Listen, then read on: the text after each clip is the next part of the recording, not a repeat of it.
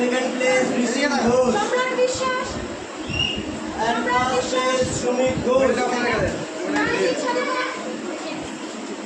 সবার সাথে বস, সবার নিচে ঠিক আছে।